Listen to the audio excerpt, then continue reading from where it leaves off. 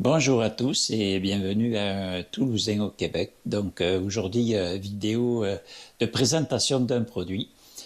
Donc ceux qui me suivent savent que sur ma moto, je possède un GPS qui commence à être vieillissant. Donc j'ai un Garmin 396 LMTS, très très bon GPS.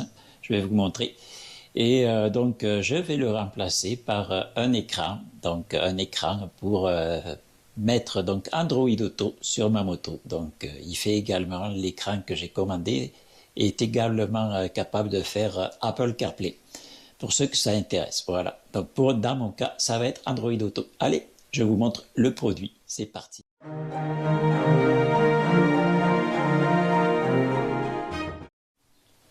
Donc, pour ceux qui me suivent, ils reconnaîtront ma moto. Comme je vous disais, voici le GPS.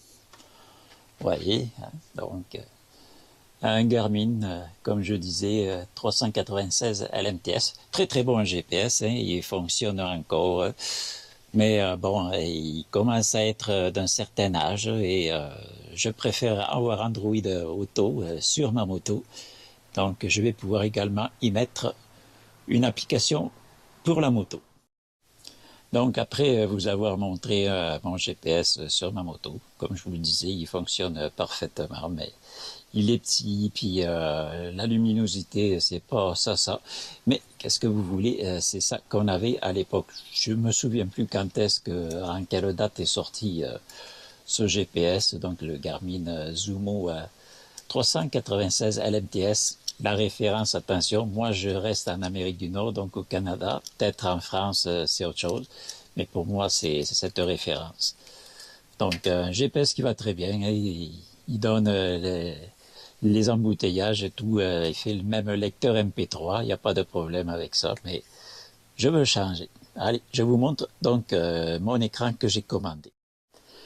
Donc voici le produit que je me suis commandé, donc RiderNav R7X. Alors sachez que RiderNav, c'est une compagnie chinoise, hein, là, ça se trouve en Chine. Ils sont plus spécialisés pour les motos BMW. Donc vous avez le RiderNav R7M, donc qui est spécialement pour les BMW. Donc ceux qui ont des BMW n'auront aucun problème à installer cet appareil-là, vu qu'il va dans le socle de BMW. Voilà. Donc moi, je n'ai pas de BMW, hein. J'ai une Victory Vision et donc j'ai dû choisir le R7X qui lui est montable sur n'importe quelle moto. C'est universel. Donc je vais faire le déballage, hein, comme vous voyez, hein, je n'ai pas ouvert, je vais découvrir en même temps que vous. Pourquoi j'ai choisi cet appareil? Parce que CarPuride est donc j'aurais pu choisir un CarPuride 502 qui est à peu près un peu plus gros que mon GPS actuel. Mais CarPuride, ça ne me dit trop rien. C'est pas que c'est un mauvais appareil, c'est vraiment dans les écrans, c'est celui qui est en bas, hein, un très bon rapport qualité-prix. Mais par contre, beaucoup de personnes, si vous faites votre recherche, hein, si vous voulez comme moi passer sur un écran pour avoir Android Auto sur votre moto, Android Auto ou Apple CarPlay, hein, c'est vous qui voyez. Donc le CarPuride, lui, a tendance à surchauffer. Et donc, qu'est-ce qui se passe? Ben, il va s'éteindre et voilà. Donc, moi, non, je ne veux pas quelque chose qui va s'éteindre en plein cours de route. Par contre, chose que je dois vous dire, l'appareil que j'ai commandé, lui, n'est pas GPS. Hein, ça prend absolument une application qui va être reliée par votre cellulaire, votre téléphone. Parce que si vous êtes hors réseau, ça marchera pas. Pour moi, il n'y a pas de problème, étant donné que j'ai une moto routière, je vais être tout le temps où il y a du réseau, à moins qu'il n'y ait pas de réseau. Dans ce cas-là, il me faudra donc télécharger des cartes. Chose que vous pouvez faire également, hein, suivant l'application que vous utilisez. Téléchargez les cartes hors ligne et vous n'aurez aucun problème là où que vous soyez. Allez, je déballe en même temps que vous, je déballe. Donc, nous avons en façade, vous voyez la marque, hein, le modèle RiderNav R7X. Alors sachez que cet appareil tout de même va vous donner la vitesse. Il y a un GPS comme vous voyez hein, sur l'image, je ne sais pas si vous allez très bien le voir. Ah, excusez-moi, ici là, au-dessus de mon doigt c'est marqué GPS. Alors oui, GPS uniquement pour vous donner la vitesse. Puis et je pense qu'il y a un endroit aussi qui vous met l'altitude, en tout cas. Oui, ici, vous voyez, là, ici, là, en avant de mon doigt, 322. Donc, c'est ça. Il vous donne donc l'altitude et votre vitesse. Puis, c'est tout ce que ça fait, le GPS. Donc, même une belle boîte. Voilà, là en arrière, vous avez un petit peu quelques caractéristiques. Voilà, vous avez le manuel, vous voyez, marqué, hein, comme je vous disais, c'est Made in China. Je ne sais pas si vous allez très bien le voir. Avec, oui, il contrôle aussi donc les caméras si vous voulez filmer comme moi, filmer sur la moto. Donc, il fait Insta360, les GoPro et les DJI Action. Et puis ça, c'est quoi ça? Je sais pas. Je sais pas. Je verrai. De l'autre côté, voyons. Ok, ça c'est le socle, vous voyez. Bon. Donc, j'ouvre, hein, en même temps que vous.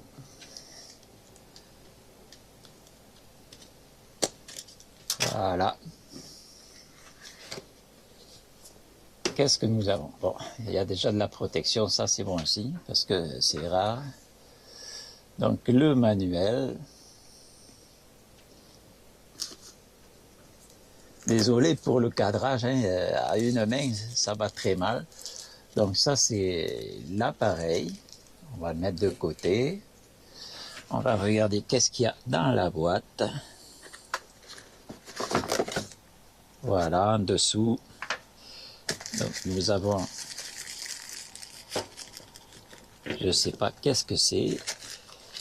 Il va me falloir ouvrir tout ça.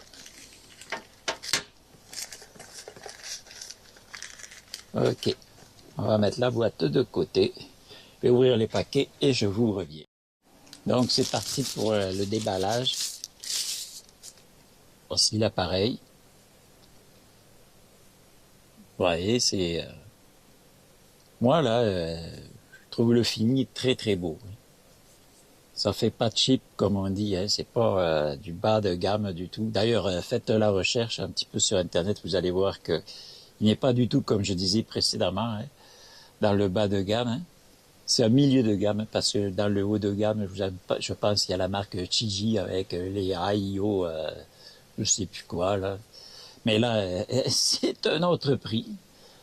Parce que ce modèle-là, tout de même, m'a coûté 400 et quelques dollars canadiens, 450. J'ai eu, si vous cherchez un petit peu, si cet appareil d'abord vous intéresse, cherchez un petit peu sur Internet, vous allez avoir des codes de promotion pour l'avoir un petit peu moins cher, de réduction, excusez. Donc oui, c'est très très beau. Je vais vous montrer un petit peu un peu plus proche, vous voyez. Connecteurs en arrière, comme je disais, ils sont spécialisés BMW. Donc, si vous avez le R7M, lui, vous venez directement le placer et voilà, ça va fonctionner avec votre support. Ici, vous avez un emplacement, je ne sais pas à quoi ça sert. Je vais devoir lire un petit peu les instructions. Ici aussi, vous avez je ne sais pas quoi. Donc ça sera pour une prochaine vidéo. Hein. Je vous ferai une prochaine vidéo, vous dire qu'est-ce qu'il en est, puis mon ressenti après essai. Voilà, très très beau. On va ouvrir les autres petits sachets. Donc j'ai 1, 2, 3 et 4. 4 petits sachets. Assez bien fermés. Hein.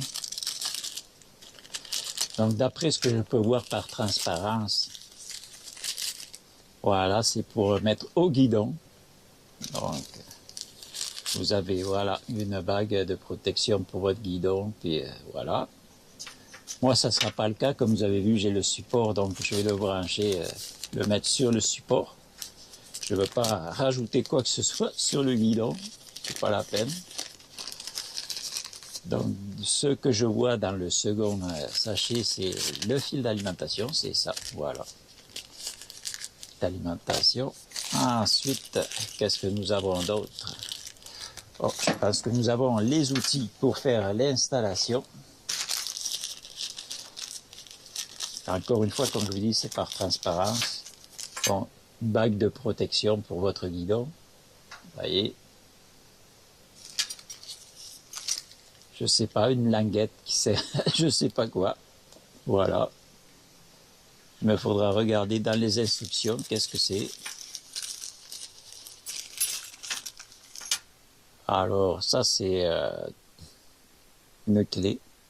Une clé spéciale que je sais pas si vous arrivez à le voir, le bout là. Il y a un trou, donc c'est pour anti-vol certainement, je sais pas. Une autre taille, vous voyez, de différentes tailles. Hein. Voilà. Il y a des tournevis, très petits. Encore une autre clé, et mon Dieu, je ne manque pas de clé. Toujours plus petit. Et un autre diamètre pour votre guidon géant, tout comme je vais vous le montrer. Donc, 3, vous voyez. 3 affaires pour votre guidon pour protéger, pour pas faire de dégâts. Et le dernier sachet.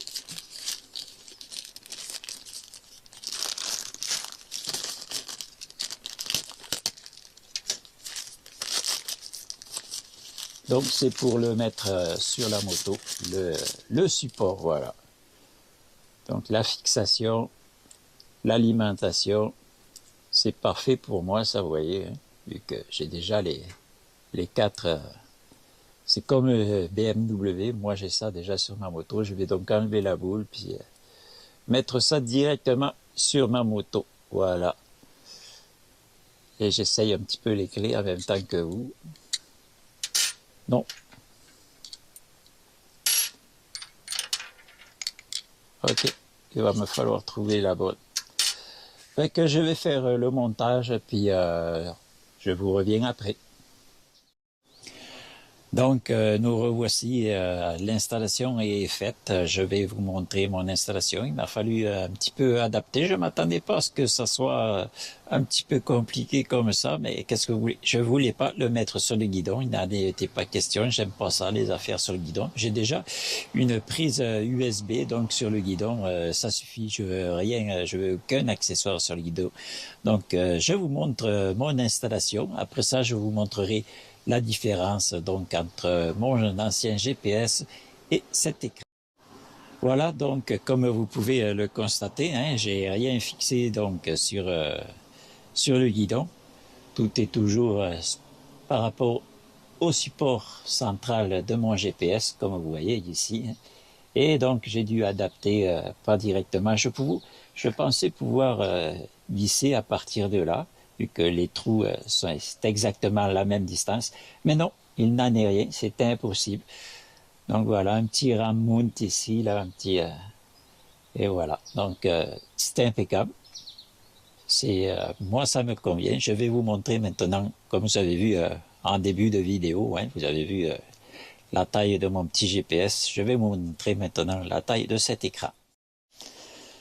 Donc j'ai l'appareil en question en main, vous voyez, hein, que j'ai oublié de vous le dire, donc vous pouvez l'enlever comme vous pouvez voir ici. Hein, vous avez un bouton pour pouvoir l'enlever du socle, comme ça il n'y a aucun problème pour le vol. Donc on insère le haut et après on appuie assez fort par en bas. Non, c'est pas vrai, c'est l'inverse. On met d'abord le bas et ensuite le haut et voilà. Donc, on vient s'assurer, ça tient bien, voilà. Donc, comme vous pouvez voir, hein, c'est totalement différent de mon petit GPS que je vais vous mettre juste à côté. Regardez ça, la différence de taille. Voilà. Vous voyez un peu la différence. Et sachez que l'écran, donc le RiderNav fait 1200 nits comparé à ce petit GPS qui fait, je sais pas, mais en plein soleil, c'est difficile de voir, même si l'écran, vous voyez, est un petit peu terne, mais ça c'est normal, c'est pour être censé anti-reflet. ben, c'est pas suffisant. Donc maintenant, il me reste à faire des réglages et après, ben, je vous donnerai mon compte rendu une fois que je l'aurai essayé. Donc j'espère que cette première vidéo, cette première partie de cette vidéo sur le RiderNav R7X vous aura plu. Je vous mettrai le lien de l'appareil dans la description. Puis on se dit à très bientôt pour une prochaine vidéo, donc vidéo qui traitera si oui ou non j'apprécie cet écran. Donc merci à tous de me suivre. N'oubliez pas de vous abonner si ce n'est pas déjà fait. Laissez-moi un petit pouce vers le haut comme ça, là. Hein, c'est gratuit, ça n'engage à rien. Puis voilà. Donc moi, j'ai ce produit que je vous ai présenté, je ne suis pas du tout rémunéré par la marque. Hein, c'est mon propre argent que je l'ai acheté. Donc il n'y aura pas de langue de bois. Hein, voilà. Donc merci à tous. À très bientôt pour une très prochaine vidéo sur le RiderNav.